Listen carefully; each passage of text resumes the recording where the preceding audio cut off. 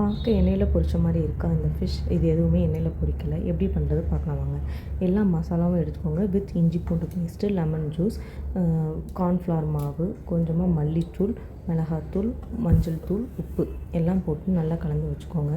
அதுக்கப்புறம் ஸ்டீம் பண்ணுற பாத்திரத்தில் நம்ம என்ன பண்ண போகிறோம், 1 மினிட்க்கு எல்லா ஃபிஷ்ஷையும் ஸ்டீம் பண்ண போகிறோம். ஜஸ்ட் 1 மினிட் போதும்.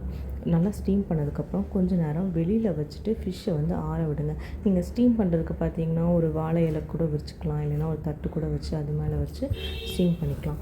கொஞ்சம் நேரம் வெளியில் எடுத்து வச்சிங்கன்னா ஆறிடும். அதுக்கப்புறம் அந்த மசாலாவை கொஞ்சம் பொறுமையாக தடவுங்க. ஃபிஷ்லாம் உடையாது, ஏன்னா 1 மினிட் தான் நம்ம ஸ்டீம் பண்ணியிருக்கோம்.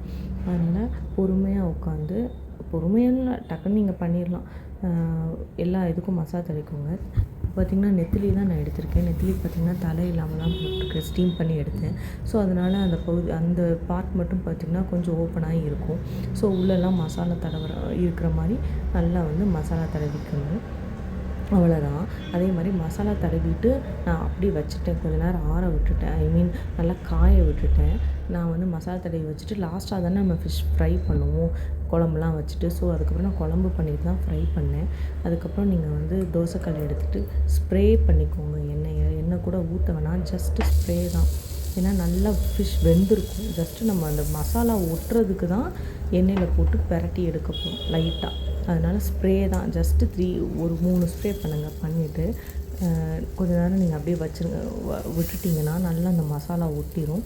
அதுக்கப்புறம் நீங்கள் திருப்பி போட்டிங்கன்னா நல்லா ஒட்டி வந்துடும். நம்ம ஃபிஷ் ஃப்ரை எண்ணெயில் பொரிச்ச மாதிரி தான் இருக்கும். பாருங்கள் எவ்வளோ நல்லா ஃப்ரை ஆகிருக்குன்னு. ஸோ ஆயிலும் ரொம்ப கம்மி, ரொம்ப ரொம்ப நல்லது உடம்புக்கு. ஸோ நம்ம ஹெல்த்தியாக சாப்பிட்றோம் அப்படின்னா ஒரு கில்ட்டி இல்லாமல் சாப்பிட்லாம். இது ஒன்லி ஃபார் டயட்டில் இருக்கிறவங்களுக்கு தான். ஸோ யாரும் வேறு எதுவும் இருக்க வேணாம்.